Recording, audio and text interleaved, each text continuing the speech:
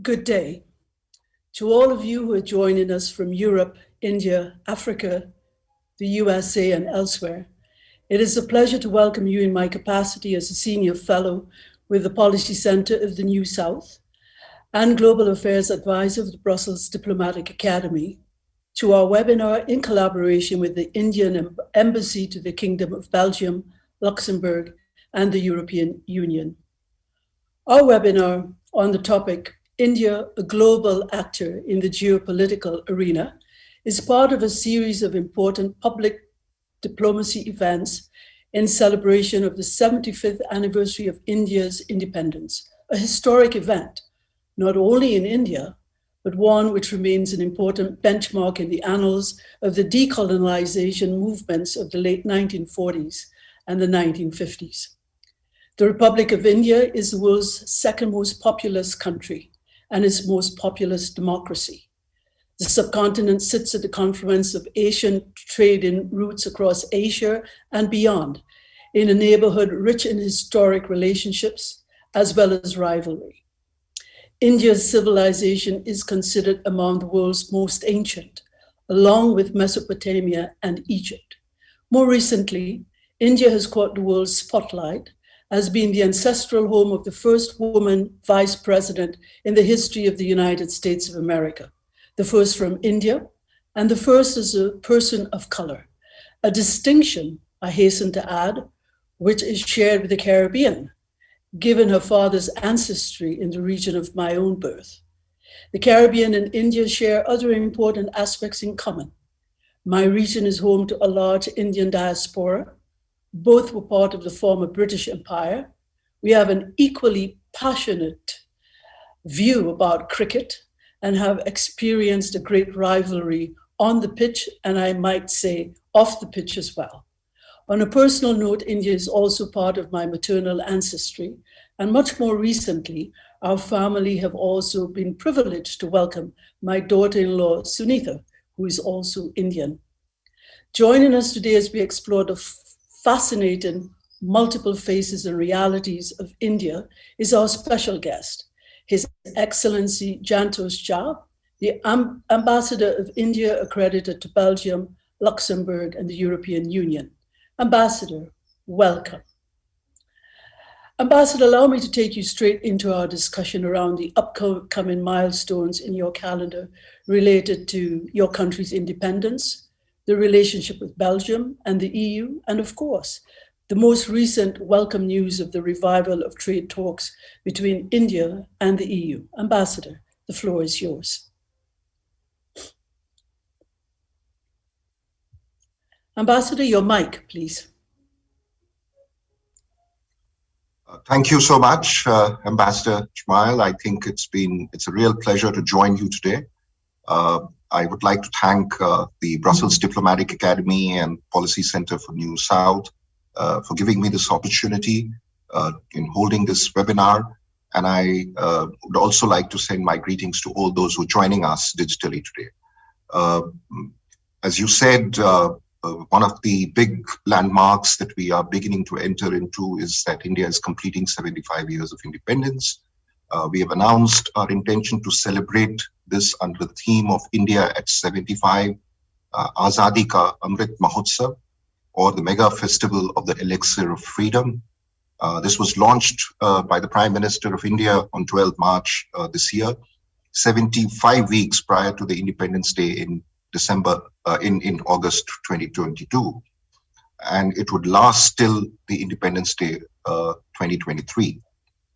We seek to celebrate the 75 years of India and the glorious history of our people, culture, and achievements through a range of events across the world involving the Indian diaspora, involving our local interlocutors in different parts of the world, and of course within India. We have a plan to hold events across the very full rubric of what India is, all the colors of India, the different hues and colors of India, as I would like to say. And there is broadly the 5 broad agenda which the Prime Minister has announced for celebrations to celebrate our freedom struggle, the ideas at 75 as to how we go forward, achievements at 75, actions at 75, and resolve at 75. We, of course, are more concerned about the two countries that I am accredited to, the Belgium and Luxembourg, and we have a series of events planned. This one is amongst the first that we are holding here, but there would be many more involving art and culture, India's socio-economic achievements, India's scientific and technological achievements, the broad overall, the culture and the civilization of India. You asked me about the relationship separately on how's our relations with Belgium going. I can tell you both with Belgium, Luxembourg, and the European Union, our relations have remained excellent and will remain excellent. We have very close bilateral cooperation, both with the EU, Belgium, and Luxembourg in a wide range of areas. And in fact, I must say that particularly with regard to the EU, there is hardly an area of human endeavor that is not a subject of our cooperation. We cooperate on regional and global issues. We have a strong research and innovation partnership. We cooperate on sustainable development, on energy and technology. On the economic side, I must say EU is India's largest trading partner, and Belgium is the second largest trading partner within the EU. It is also, the EU is a significant source of investment, technology, and best practices, an area that has always been the case. We regard EU as a partner in our developmental endeavors. You mentioned about the recent summit and the important decisions that were taken.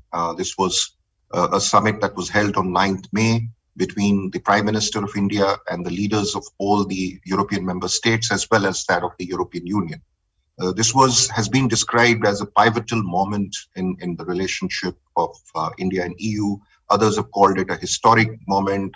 Some have called it a watershed moment, and various ways of describing it. But there is no doubt that this is quite unprecedented and something really quite big in the sense that this is the first occasion that India's leaders have met with all the leaders of the EU at a political level in a summit format.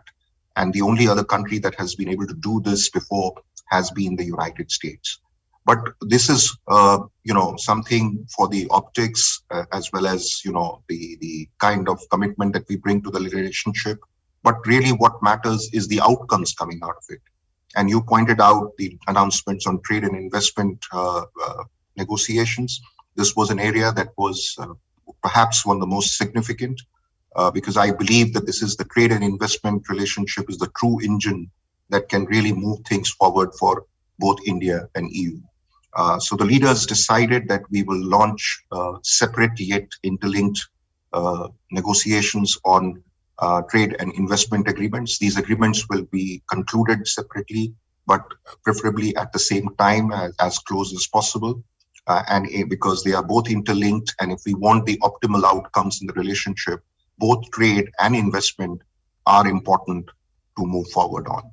There is also a decision to launch negotiations for a geographical indications protection agreement, on which we have been talking with the EU for a long time. All this has happened, let me tell you, the seeds were sown last year in July when we had the 15th India-EU summit. And this summit actually set up the high-level dialogue on trade and investment at the level of the Trade Commissioner on the EU side and the Trade Minister on Indian side.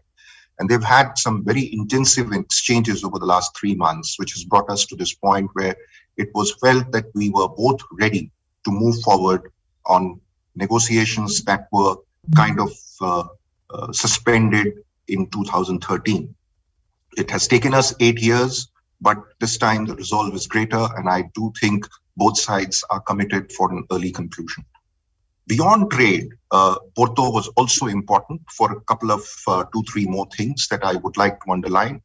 The Porto Summit, we also announced a joint document on connectivity partnership. This is very significant in my view because connectivity is today the central pillar of many of the foreign policy initiatives around the world, particularly in the Indo-Pacific region where desire for infrastructure is very high, and we need to participate in this process as one of the very, very significant foreign policy instruments that we both have in our toolkit. both India and EU. What we have decided is that we will work together to build connectivity between India and EU. We will work together to build connectivity in third countries, and the document mentions Africa, Indo-Pacific, Central Asia specifically, but it's not only limited to that, it could go beyond. And there is a very important element in it, which is that it talks about norms and standards that would govern the connectivity space, which is very, very significant in my view, because we need to follow the transparent model, the model which is financially and environmentally sustainable, which one protects, which respects territorial integrity and sovereignty of countries, and particularly most important in my view, holds it in consultation with the other countries that it will be implemented, because it's important to create assets, but involve countries and create capacities also, not just build assets, but also create capacities to manage and benefit from them. There were also some very significant understandings on the digital, on the climate change, and of course on the question of health cooperation in the context of the pandemic. Here again, the idea is to work in a cooperative way. Both India and European Union have common positions on a number of things that pertain to these three spaces. And we have decided that we will work together to bring out some practical outcomes. We think that when India and EU work together, it is for the global good. It is not just for the good of the citizens of the two regions. So I'll stop here. I think I have spoken long enough. If there is anything else that you would like me to speak on the Porto Summit, I'm happy to elaborate. Thank you so very much, Ambassador. You've provided us with quite a lot by way of very rich guidance and information. I am going to come back to issues of governance in a little bit, but I thought, given the fact that we have 1 hour of your schedule, that is better to fast track and go into some of the issues which I know you are anxious to speak about, as well as our own audience very happy to get some more of your own insights on. So let's shift a little bit and take a look at India and geopolitics. Let's take our conversation to the world of great power relations. Geopolitically, the world is at an inflection point, moving from unipolarity to one which is increasingly bipolar and, one might argue, increasingly multipolar. Economic and political power increasingly being shared on the world stage by a raft of emerging market economies from the Indo-Pacific, Asia, Africa, and the Latin American region. And in the process, world power is tilting from west towards the east, in which India is a very important actor. In this very dynamic and fluid world order, Ambassador, where does India see itself on the world stage? What are its aspirations and its own vision for the future? Ambassador. Thank you. I think you're right. The world is clearly more fragmented today. Power too is similarly more diffused. Decades of globalization have brought prosperity, but its gains have not been equally distributed among and within nations. This may have given rise to a more nationalistic approach to international relations, which has tended to weaken multilateral rules in many domains. These are perhaps particularly sharp in respect of economic interests and sovereignty concerns. This prospect of stronger multipolarity with weaker multilateralism clearly suggests a more difficult near term at the global level.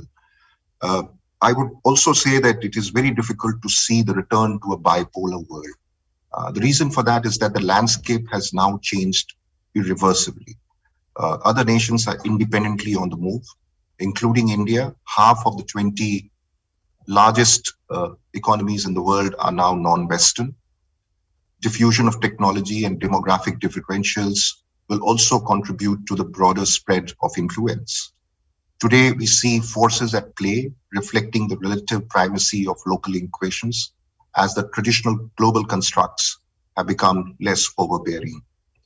The reality is that the space yielded by the West has been filled by many powers, not just China. Furthermore, both US and China have a use for third parties, and the politics of the day will drive multipolarity even faster.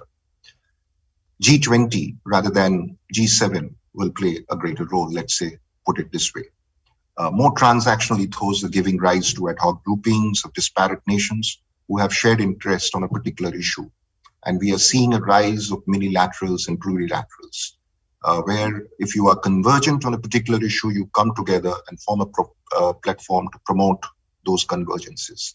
And examples of this abound. India particularly is in a very large number of such groupings. We are today in the Quad comprising US, Japan, India, and Australia. We are part of the BRICS, the Brazil, Russia, India, China, South Africa group. We are part of the IBSA, the India, Brazil, South Africa groupings. There are many trilaterals as well. There's one between China, India, and Russia. We are part of the G20 and recently participated in the G7 as an invitee as well earlier this month. We pursue a policy of pursuing relations with all major powers at the same time. This includes the US, China, Russia, EU, and others. Of course, there are focus areas and different sense of priorities in all these relationships. And there are some relationships that are more relevant to an aspect of our interest than others. There are some others that show greater dynamism at one time, while others may suffer from a brief setback. But we pursue them on a sustained basis. We take a long-term view, and we pursue interest and issues-based cooperation with all our partners. We are also engaging in a variety of regional formats. There is a great, new emphasis on working in regional organizations like BIMSTEC, which is a Bay of Bengal organization, regional organization, and the IORA, which is in the Indian Ocean region. We are also engaging in regional formats with countries. So, for example, we have this India-Africa Forum Summits. We have a Forum of India and Pacific Island countries, or the FIPIC. We have the India CARICOM meetings. We have India-ASEAN summits. And of course, as I mentioned, at Porto, we had the India-EU 27 summit. Our effort has been to promote cooperation and solidarity at the global level, to maintain respect for international law, promote the rule-based international system. We are for the reform of the multilateral order with a view to strengthen it. We are into greater burden sharing and forging cooperation with the South based on our growing capabilities. It is also more nimble and energetic foreign policy that we are witnessing going forward, where interests are promoted but embedded in values and principles. We are guided by our civilizational ethos, I must say, in the end, which is called the Vasudhaiv Kutumbakam, or the world is one family. That has guided our approach, not just in the past, but in the more recent last 2 years around the COVID, while we were infected, we have been expressing solidarity by sending medical supplies initially and then later sharing vaccines with a very, very large number of countries. So broadly speaking, I would say that we would like the support the rule-based order, multilateral world order. Of course, these require efforts by all partners, major powers as well as smaller ones, and we hope to see a better world as a result. Thank you, Ambassador, and a better world. That should be the mantra for all of us. Ambassador, I wonder if we could shift gears a little bit into perhaps a little bit more of a discussion on great power rivalry by taking a little bit more of a focused look at the Indo-Pacific region, where, of course, tensions between the United States and China largely play out. But we know that the Indo-Pacific as a theater is very important to India. It provides a new theater and vital opportunity for your country to reassert and redefine its status within the wider region and much beyond the region itself. However, this is, as we've said, also the theater within which China and US tensions are being played out. Australia has recently revised its own security and defense strategy in response to the perception of risk in this theater, which have evolved far faster than anticipated. And on April 16th, President Biden stood with Japanese Prime Minister Suga in the Rose Garden to reaffirm the Japanese-US alliance in the Indo-Pacific theater. How does India navigate and balance its relationships with China, an important neighbor, and the United States, a vital ally, in a world which is seeing a resurgence of great power rivalry without being caught in the middle? Look, I mean, you've asked a very interesting question. It's in two parts. It's the Indo-Pacific and how we perceive it and how we want to operate in it, and the broader question of US-China. Uh, I wouldn't like to see them in the context of other countries because our concept of Indo-Pacific is an autonomous one. It, in many ways, antedates some of these perceptions that are more recent. And we look at it as an evolving policy over a period of time. Let me give you a little bit of the flavor of how we look at the Indo-Pacific. In March 2015, the Prime Minister of India gave a vision for the Indian Ocean, which was called the Sagar. It's a word that means ocean, but the acronym stands for security and growth for all in the region. Later on in 2018, he gave a speech at the Shangri-La Dialogue, where he elaborated on India's Indo-Pacific approach. The Indian approach recognizes the seamless nature of the waters of Indian and Pacific Ocean. And this is something that is based on not just the waters flowing, but also history of commerce and interchange in the region. Indian approach, it is based on the appreciation that its security of this entire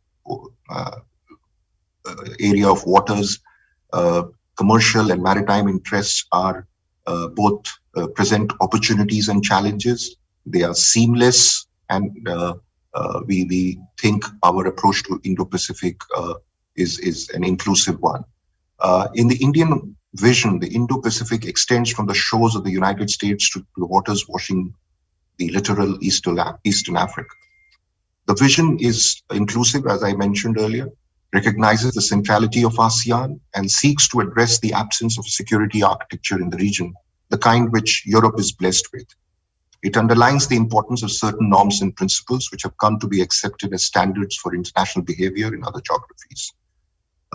There are also many elements to this Indo-Pacific, building infrastructure and connectivity, forging economic integration, advancing the blue economy, strengthening people-to-people contacts is one part of the mix. The other is building security networks through collaborations on maritime domain awareness, setting up coastal surveillance capabilities, sharing of white shipping information, addressing non-traditional threats like marine piracy, smuggling, organized crime.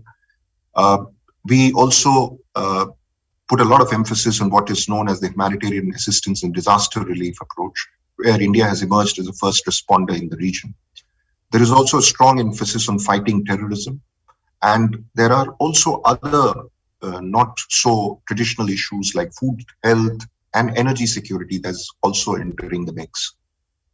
Entering into things like logistic arrangements, making regular port calls by the navies between the key regional actors, building indigenous defense capability and sharing them with partners in the region. And so this is, broadly speaking, the scope of the principles and the activity when we look at it. And as I mentioned, our approach to Indo-Pacific is our own. It does not necessarily is the same as that of any other power that may have announced this. As you know, EU has recently announced its own strategy. There are many commonalities and there are many convergences, which is where we work with partners in various platforms. One of them, as I mentioned earlier, is the quadrilateral security dialogue, which involves US, Japan, India, and Australia. And there again, a whole set of very positive issues are put into the agenda. Over the years, we have discussed more than 10, 11 issues that we have been, focusing on: connectivity, maritime security, various types of. Most recently, when it met at the level of the head of states, we discussed new and emerging technologies. We decided to talk about climate change and also on addressing the COVID-19 pandemic. India has also evolved over a period of time further.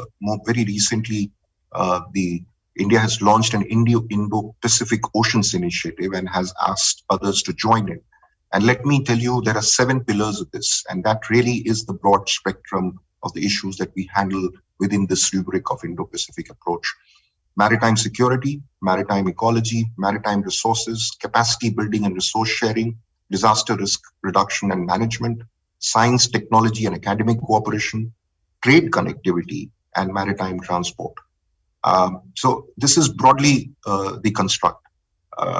As far as our relations with, you spoke about the US and China, we have a relationship with the United States that's growing and growing at a very rapid pace. If you look at the last 20 years across different administrations and changes of government in India, and it is acquiring a new quality and maturity. While if you look at the relations with China, of course, they are also multifaceted in some ways, but it has suffered a bit of a setback recently due to the problems at the border. And it has certainly created a need for greater dialogue, which is, of course, going on to resolve the issues on the ground.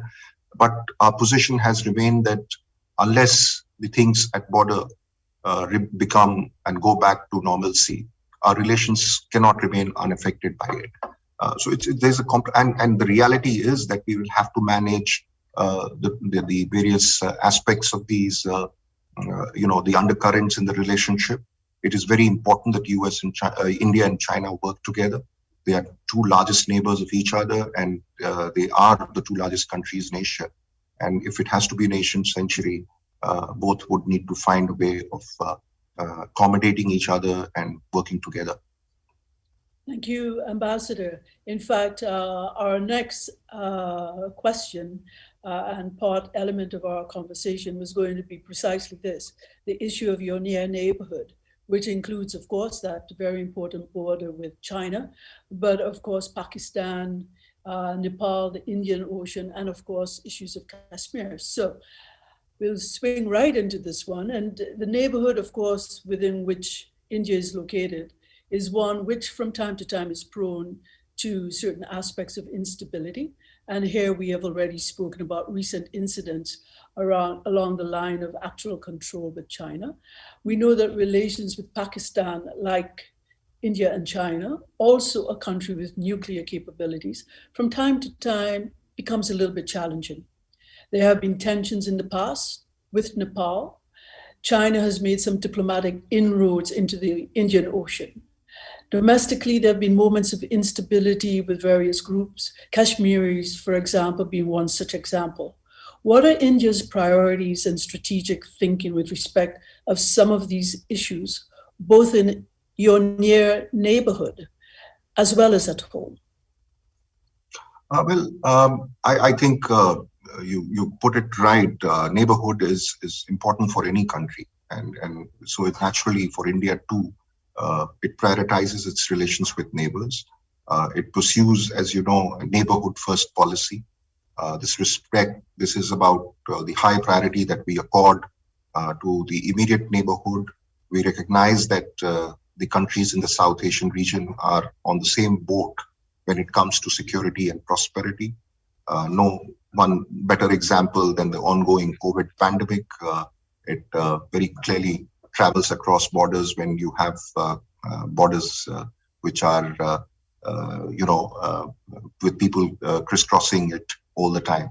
In recent years, India, as the largest country in the region, has sought to set the pace and direction and show readiness to lead the outcomes through a new vision which entails routinized exchanges, greater connectivity, and stronger economic cooperation.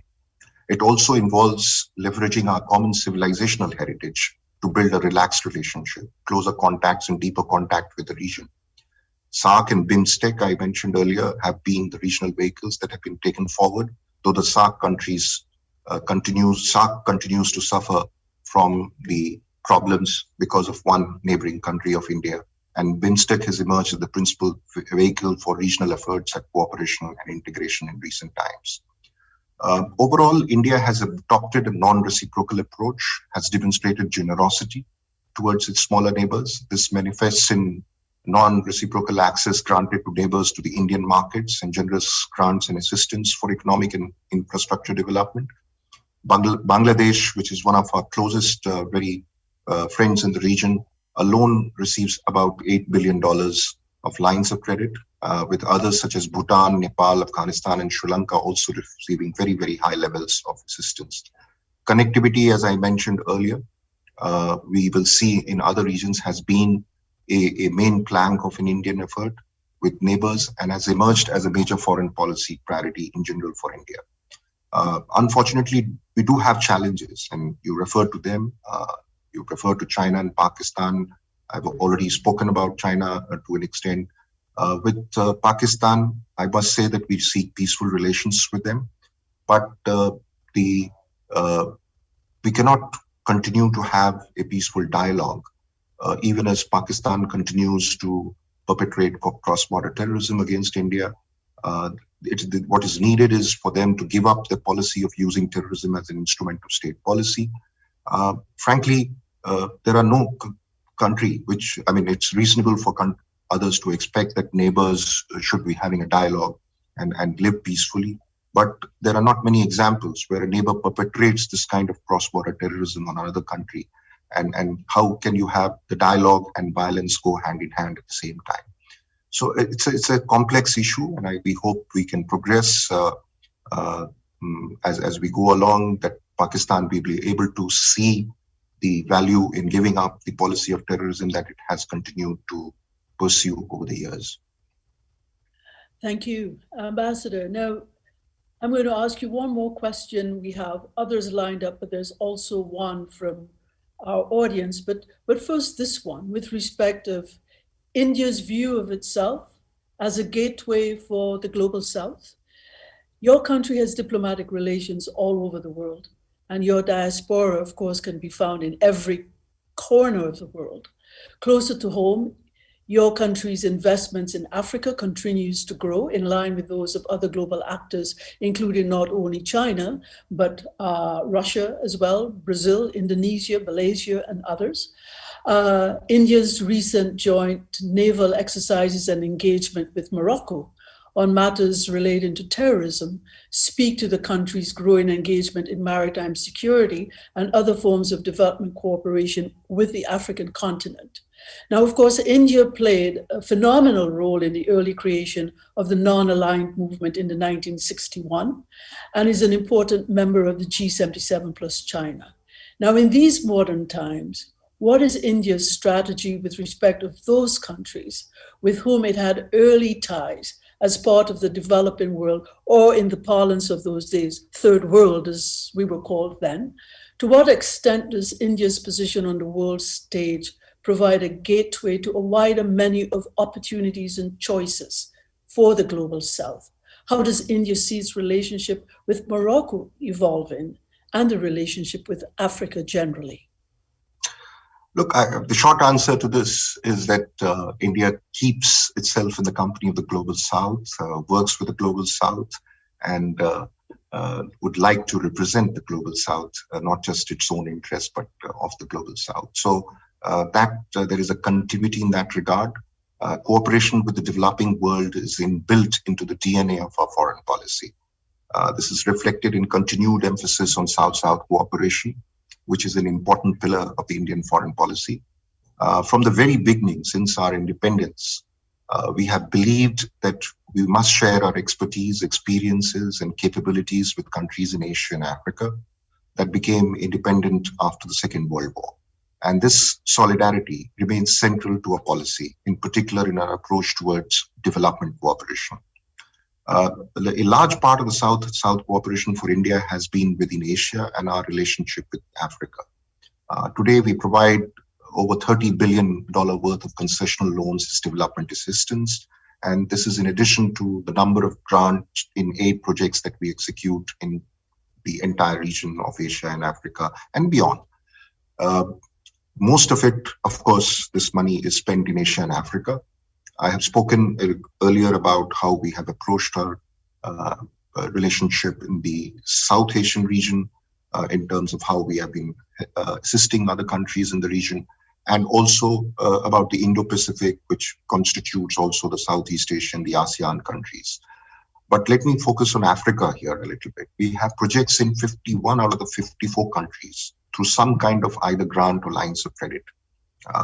It makes sense to work with other countries and build up their capabilities. This obviously gives us goodwill, but we are guided by our desire to build a better world in the long term.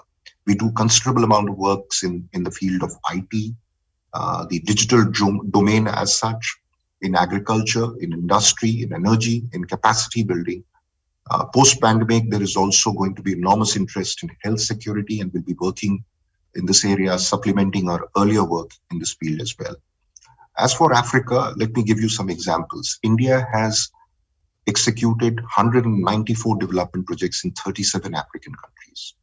We are currently working to complete 77 additional development projects in 29 countries, with a total outlay of US $11.6 billion. Grants in aid worth more than US $700 million have been extended to African partner countries for projects in infrastructure, connectivity, skill development, security, and health. We have a very ambitious initiative for telehealth and teleeducation called the Pan-African E-Network Project. In 2019, we established the India-Africa Health Sciences Collaborative Program to cooperate in the areas of research and development, capacity building, health services, pharmaceutical trade, and manufacturing capabilities for drugs and diagnostics. We also have a robust trade relationship with Africa. It has grown from $51 billion in 2010 to around $66 billion in 2019. In terms of investment and economic cooperation, I can give you many examples. In Mauritania, we have built a milk processing plant. We have been very active in water treatment systems in Tanzania and Mozambique. We have done a textile plant in Kenya, cement plant in Djibouti, sugar in many different countries in the region. Even in Asia, this trend is visible, and I have outlined that earlier. For example, our biggest project abroad today is a petroleum refinery project in Mongolia. In South Asia, in Southeast Asia, in Pacific Island countries, in Caribbean countries, we implement a number of development and purely business projects as well. India has also expanded its diplomatic presence in Africa by opening new embassies in many African countries where we did not have presence earlier. We now have regular meetings, as I had mentioned earlier, under the India-Africa Forum Summit biannually. And this, I also referred to the India-ASEAN meetings and the India-FIPIC meetings. Our approach to cooperation is based on creating viable economic assets and building local capacities, one that enables countries to run their own affairs more efficiently and effectively. And through enhancing capacity building, whether it is human capability or in terms of asset creation, we really today have a footprint which extends from the Pacific Island all the way through Asia, Africa, to the Caribbean. I'm not, frankly, a specialist on Morocco. Unfortunately, I will have to ask the Indian ambassador for the current situation. But I can say that Morocco happens to be an important trade partner of India and Africa, one that is growing. I could see in the recent figures that it is growing at a fairly rapid pace. Areas such as trade and investments are growing, and you referred to the security aspects of the cooperation that has become increasingly important. I think Morocco's location at the crossroads of three continents provides the context for this, and I do believe that as we go along, we would be seeing further growth in all these aspects of our relationship. Of course, the pandemic may have given us a little bit of a setback in the last year or so, but sooner or later, we'll be back to normalcy, and then we will see things moving forward. Thank you, Ambassador. We're going to take two questions that we've received from our audience. One continues along the line with security, and you did say you are not the specific expert with respect of security in Morocco, but I'm going to lead with this one anyway. Would India like to see the Malabar naval exercises more institutionalized, and will more like-minded countries be participating in them? I imagine this has something to do with the naval exercises with Morocco. See, the Malabar exercises were bilateral exercises with India and the United States, and these have continued over the last 2.5 decades. These exercises were subsequently expanded with Japan joining it, and most recently with Australia joining it.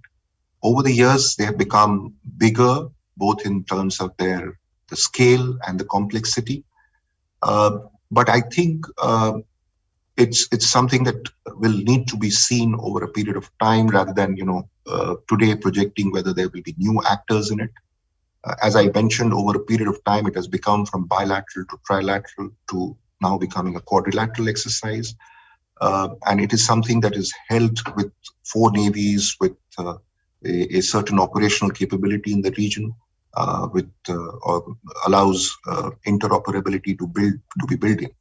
And these are countries that we work in the quadrilateral format as well.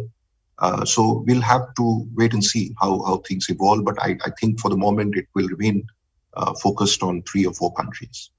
Okay, thank you, Ambassador. And our second question. With a large presence of its diaspora or of leaders of Indian origin at the head of very large IT companies, does India have an advantage in its projection of a great geopolitical power? Well, Indians living abroad are Indians, and they certainly are our friends and partners. And over the years, I can tell you in many countries, they have been exemplary ambassadors for India. And to an extent, it would not be too far-fetched or exaggeration to say that they have been one of the biggest contributors to the brand India. So there is no doubt that we do have the advantage of all these people living around the world, contributing to their country's economy and their competitiveness, creating a niche for themselves, excelling in their own respective fields. These are matters of pride for most Indians. And we look at them, as I said, as our friends and partners all around the world. And you could talk about United States. Here in Europe, I was surprised that even with Brexit, we have about 1 million Indians living in Europe, working in professional capacities or having become citizens in their respective countries. Caribbean is another area where we have large Indian diaspora. Countries in Africa, in Southern Indian Ocean, you have Mauritius, Seychelles, you name, I mean, Fiji Islands in the Pacific Island countries. So, you know, they are, we have a great asset out there. Also, many Indians who are professionals abroad, for example, in the Gulf countries, are also a source of a lot of remittances. India receives more remittances from its diaspora than any other country. So it's not just in terms of building branding or creating an image, but also in dollars and cents, they are a big asset. Thank you. Thanks, Ambassador. Let's move back a little bit in our own perspective on different issues. Let's take a look at some of the global leadership positions which are coming up on your own calendar. These include a seat on the UN Security Council and presidency of the G20. And what are your priorities with regards agendas for these very, very important global leadership positions? We are already a member of the UNSC, a non-permanent member, this year and the next year. And our presidency for the G20 is going to be coming now in 2023. Look, our broader approach to global governance, to global systems, has been that we need to strengthen multilateralism. We need to reform multilateralism to strengthen it. It must reflect the contemporary realities of the world. Some of these institutions are dated to 1945, and they need to be restructured to an extent to reflect the realities of today. And in order to be more effective, it is important that it does so, because we saw during the pandemic that they were found wanting. Many of them were not effective in responding to a situation which now is a global emergency, the biggest crisis in 100 years. So all this will certainly be our focus. And our focus also will be on the areas that I've already outlined, which are priorities of Indian foreign policy, whether it is, addressing the issue of international terrorism, climate change, the health pandemic, reforming the multilateral system, addressing the shift to new technologies and how they impact our lives and the issues around them of norms and standards by which this new space will be governed, increasingly making a difference to our lives. I wouldn't go into specifics of the priorities in the UN or G20. It basically derives from India's broader global approach, which is, as I mentioned earlier, Vasudhaiv Kutumbakam, the world is one family. We must have solidarity and cooperation, work through an international rules-based order system. Ambassador, I'm going to shift gears once again, and take us back to the very early part of our time together, where we skipped over a particular question on governance and multiculturalism. And I'm going to ask it now, because of course your country is home to 1.3 billion people with, and I was astonished to read this, but over 1,652 spoken languages and at least 9 recognized religions. Over so many centuries, India still stands today united. Now, this is quite a feat. How does India manage this? We look across the world and we see how difficult it is to ensure that democracy provides stability and promotes the welfare and well-being of all citizens. How would you describe the many faces of your country? How challenging is it in such a multicultural, multidimensional population to keep all parts of the country united and moving towards a common purpose and a common vision of self? That could be a subject of a book. It's a very difficult question to answer. I mentioned the diversity you already spoken about in terms of languages, in terms of religion, in terms of ethnicity.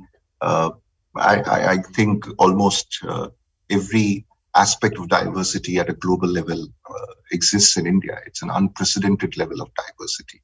But I would put it differently. I think it is this diversity that actually builds democracy into its DNA. India is a most naturally democratic country, I would say, because the only way people of such differences in culture, religion, and other sorts of differences could live together is through a spirit of accommodation, compromise, with freedoms that go along with it. So I think the answer to your question, the long one, would be that if you look at the time of independence, nobody gave India the chance for the same reason. And that has become India's strength, becoming one of the most vibrant, largest democracy in the world. Look at the achievements. We've built a modern economy. We have witnessed very impressive economic development, particularly in the last 2-3 decades. We've lifted millions of people out of poverty. We are today a major human resource and a knowledge power. If you look at the size of the population, it's about 1/6 of the humanity, which respects diversity, fundamental freedoms, rule of law, and all this while being a developing nation. And look at the scale of the democracy. 900 million eligible voters and 650 million actually voting in the last elections in 2019. This is the population of the voters in North America and EU combined. The quality of Indian democracy is reflected in a balanced and empowering constitution, existence in India of the world's largest and independent print and electronic media, an independent judiciary, and several other constitutional entities that strengthen India's institutions, and over a quarter of world civil society's organizations. I said, it is also the tradition in India, the historical tradition, civilizational tradition of tolerance and diversity, which makes this system of governance, democratic system of governance, the only viable one for India. If you look at India, it's also it has a civilizational identity, which has developed over several millennia. You spoke about India being one of the ancient civilizations in the world. So in a sense, while India may be a young nation, many of our characteristics, features, they go back into antiquity, making India a uniquely civilizational state rather than a very narrow nation state in the Westphalian sense. And the consciousness of India being one country is not something new. A lot of people thought that it's the British that imparted it, but it goes back into our history. If you look at our literature, There's always a consciousness of India being one entity, even if we were ruled politically by different smaller kingdoms, regional ones. I spoke about the philosophy of Vasudhaiv Kutumbakam, which guides our approach to the world, where world is one family. Even in today's world, when nationalism is on the rise, Indian nationalism is different from that what we see in the West, because Indian nationalism is about making India bigger, stronger, to contribute more to a more global world.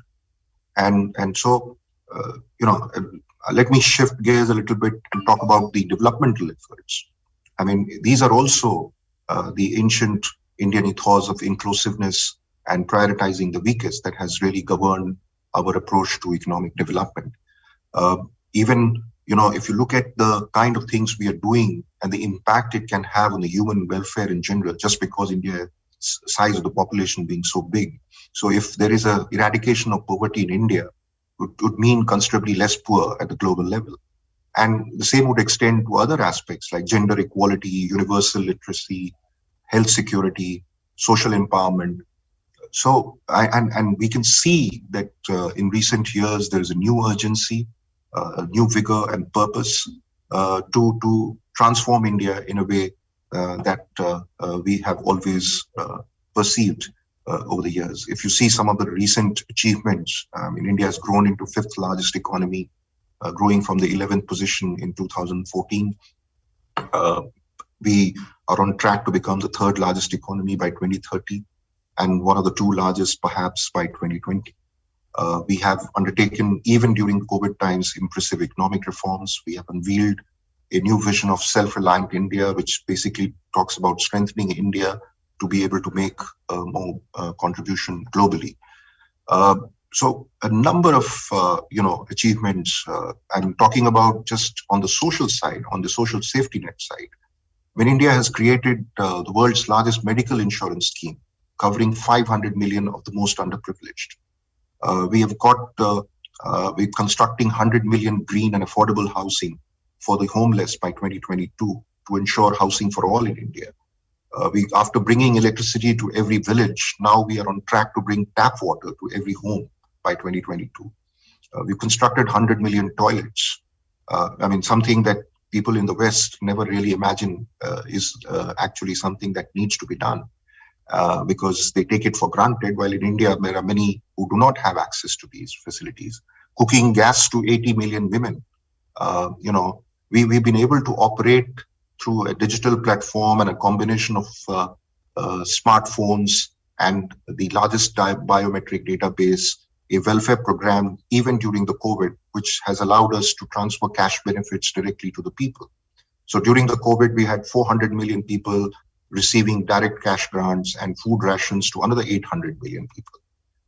The kind of, the social infrastructure that is being erected on a digital platform with a human face is quite remarkable.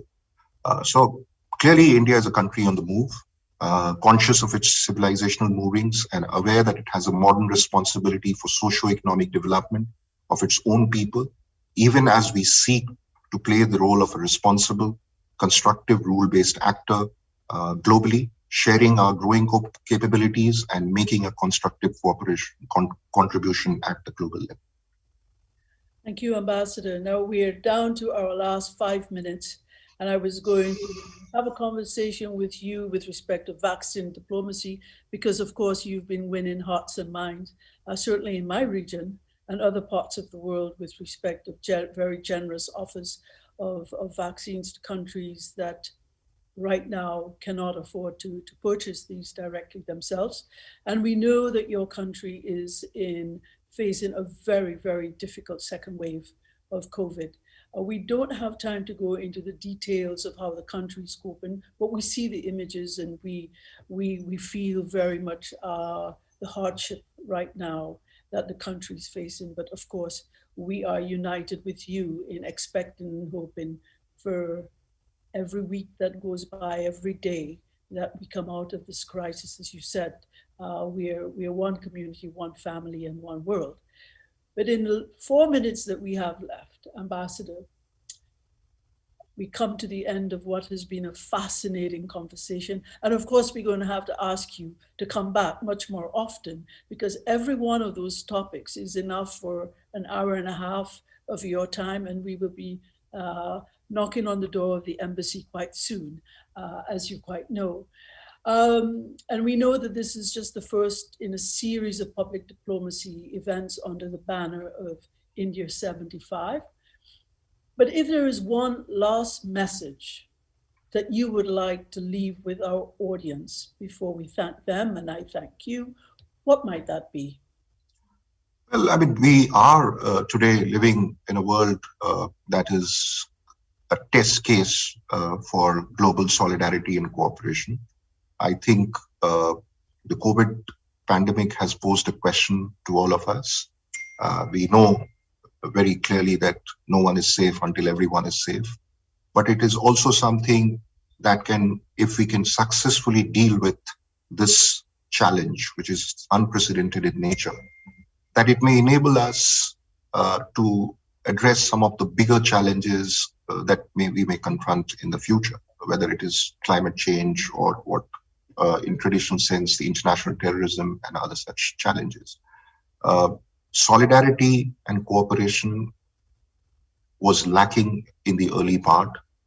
There are certain countries that have led the approach on that, and more countries must join together, because it is something that we will have to hold our hand together, fight it together. No country will fight it alone. No country will be safe alone. So that is how I think this is a great moment for recreation, for creating a new sort of a framework for cooperation at the global level, for perhaps more challenges that we may confront in the future. So this is a very difficult moment. I mean, it's easy to say that one country is down, the other is up, but we've seen over the years, last 2 years, that some countries are infected more. At some point, others are going through a better phase, and then a second wave or a third wave comes, and they get to suffer. So it's very clear that the only way we can go forward is global solidarity and cooperation. Thank you, Ambassador. This has been a sober, somber, but as well a note of hope as we go forward. What a pleasure it has been, Ambassador. On behalf of the Policy Center for New South and the Brussels Diplomatic Academy, I want to thank you so very much.